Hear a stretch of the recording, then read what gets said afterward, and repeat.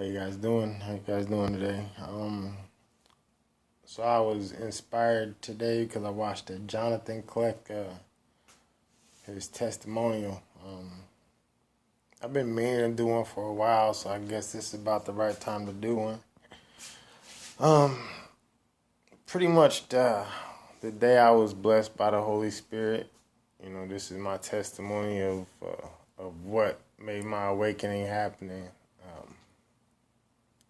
Made me start telling 100% truth. Was I had a nephew here at the house. He's been over here helping me with my garden that I had set up in this in my garage area, and I was giving him good advice. Wanting him to live healthier, teaching him to do the right thing, making sure he just 100% honest, and telling him to be a positive father figure for his son, and his relationship with his wife, making sure that it was true. Because I seen the love that they have when they're together as a family. I've been doing this, just giving all this positive advice to all type of people, family and friends, and I wasn't really living up to my own advice, I guess, because I was doing all type of stuff that I shouldn't have been doing. A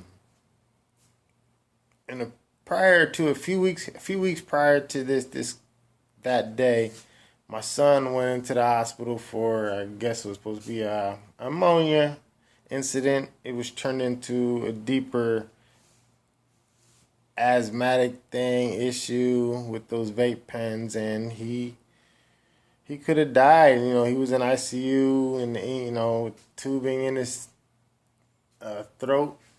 And the first time I laid eyes on him in the hospital, I guess, was the first time I really asked God to help me.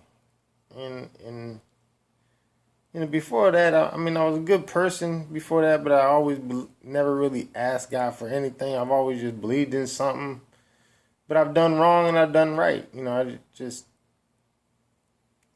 like that. That's how I pretty much lived my life.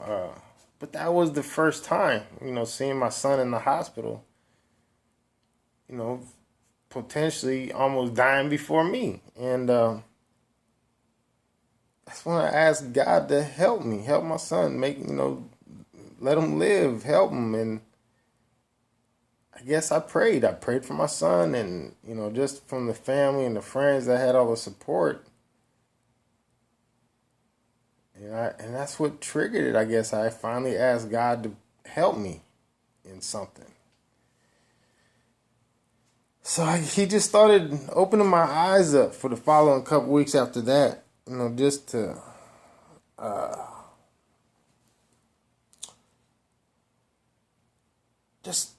just quick things like water, just compiling information. I just started getting all this information overload on different topics. It was.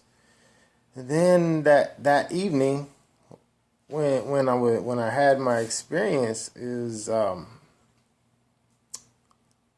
was in the garage here. We just got done doing some trimming with my nephew, and I said, boom. He said, "I love you." I gave him a hug. He left the garage door, right here in the garage. He left it, and I closed the door behind him because I knew I started getting emotional. And so I just closed the garage door. I'm going to walk you guys through it. All right, I'll pause it.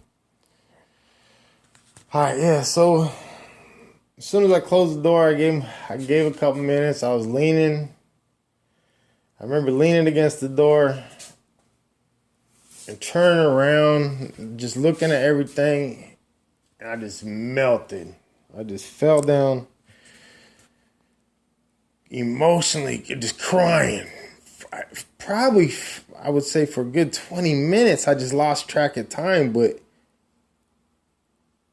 the Spirit showed me my whole past, all the way from the day the first day that I really just sinned, I guess. Like, let me get emotional.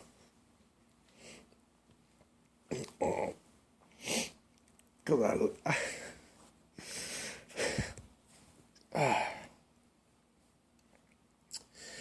I lied against my mother, and because she just wanted me to fold some laundry. You know, it's something simple like just folding laundry. I just started arguing with her, and I did something. I just caught a little teenage attitude. I guess I was 11. I just caught an attitude, and we got in an argument, and we were living with a neighbor that, because we had got kicked out of our house or something, and we were living with the neighbor. Just, she was nice to us, letting us stay there. When my mom had a job on the road, she was a truck driver, had a job on the road trying to make a living for us, and the neighbor got home, and I lied and said my mom punched me in my chest and I was breathing hard. So the neighbor just came to my defense and got in the way, and ended up busting my mom in the nose and broke her nose, and all because I lied and disrespected my mother, and it was a commandment, I guess, it was a commandment at the time. So, and I didn't know, I didn't really believe in God at the time. So, and I think that was like, oh, that was it. Now I strayed away, I disrespected it. So that's when when God put me through, he pretty much was like, oh. From there, I got shipped out to my father in the East Coast, out in Pennsylvania, Perryville, outside of Allentown, Pennsylvania. And from there, I just got introduced to I guess I wanted to be part of that ghetto life, or just, I don't know, I just wanted something different as a teenager, so I just started. Always wanted to go to Newark or Allentown, and I'm not going to get on what my father just took me around, but I just wanted to be part of that situation, and I should have just stayed in Little Perryville and went to school and been a good boy, but I wanted to be part of all the stuff, and, I guess anyway, through my high school career up to the Army. I went to the Army in 91, during the original Afghan War, 91. 92, 93, got out, moved to Oregon, 93,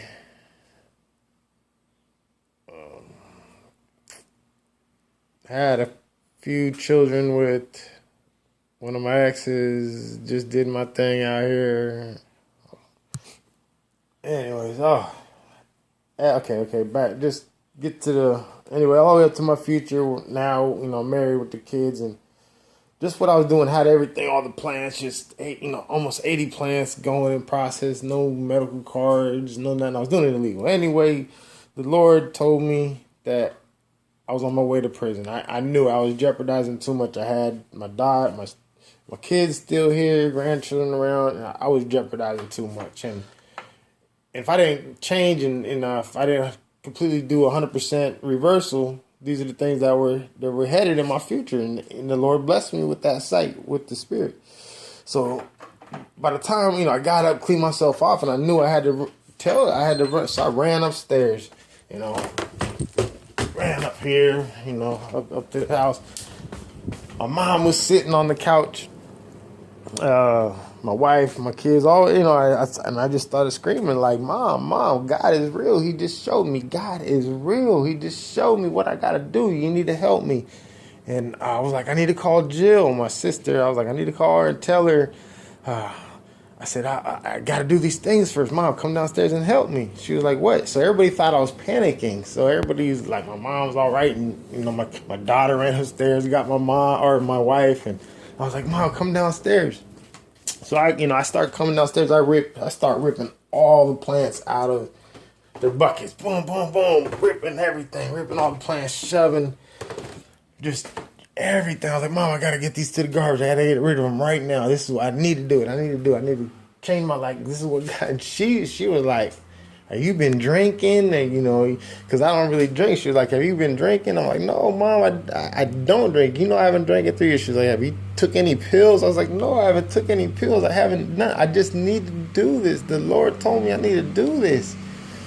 And so she just helped me. I ripped all the plants out, and, And then she was like, you need gloves on. I was like, I don't really need gloves on. So I guess by that time, ripping the plants out and everything, started, getting a little more, getting a little, on that level.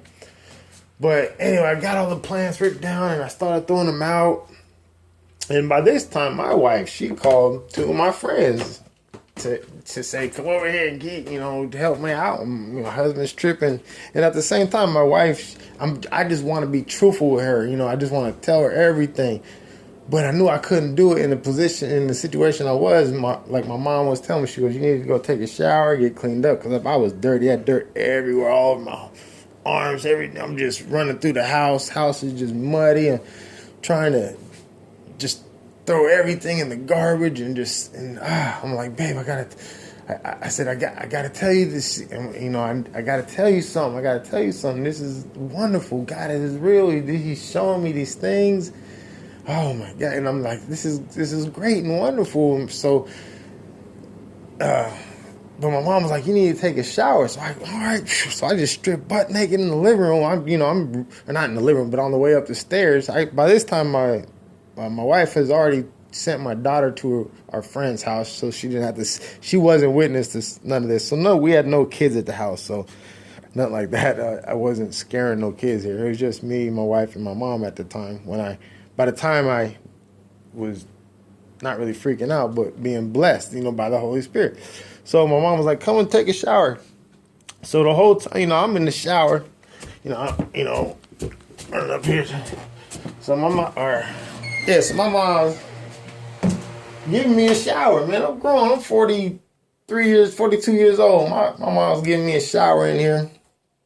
And, and the whole time, like, everything's illuminated. She's not playing, the water's running, everything. I'm washing away. And at the same time, I'm confessing all my sins, but I'm doing it so fast and mentally. I'm mentally confessing them, but verbally I can't keep up. So my mom she was like, not really, she couldn't understand me. She's like, what are you saying? I knew exactly what I was saying in my mind, but I was like, oh, this time, that time, all the stuff that I stole, I'm sorry, I did it. I'm apologizing, I'm repenting for everything that I did. So it made it seem like she couldn't understand me, but I knew what I was saying. And I was like, Mom, I really got to tell my wife something. She was like, what do you got to tell her? I was like, Mom, And she knew right there, right when I looked at her, but my mom had a glow around her, and she's always been there for me. And I have so much respect for my mom now. And she knew it right there what had happened to me. She was like, see, baby, she started reading, like memorizing scriptures. And I never knew she read the Bible. She was reciting, stuff out of the Bible for me. I was like, Mom, you do read the Bible. She was like, I always have, baby. She was always been here for you. So, that moment, she washed me down in the shower and just told me, like, God has blessed you and all this. And I'm like, oh, Mom, I really should. She cleaned me up, and I'm sitting there. I'm like, I'm ready to go tell her. And the water got super cold, and I was like, oh, no. She goes, no, you're not clean yet. You're not clean. I'm like, what do you mean? I'm like, what do you? She said, you're not clean. I still had dirt. I still felt dirty. I haven't repented to God yet before I faced my wife, I guess. So I was still confessing more sins, and the water went cold when I thought I was ready to talk to my wife, and I wasn't ready, so I kept cleaning. And by the time, for a good, 20 minutes in the shower, I was just booming in. My friends got here. I'm not going to say their name, but they got here in the shower. I was excited, and by that time I was clean, so I just came. I got out, hugged them both, gave them both a kiss, and they were tripping too because I was still naked and shit. Oh, sorry.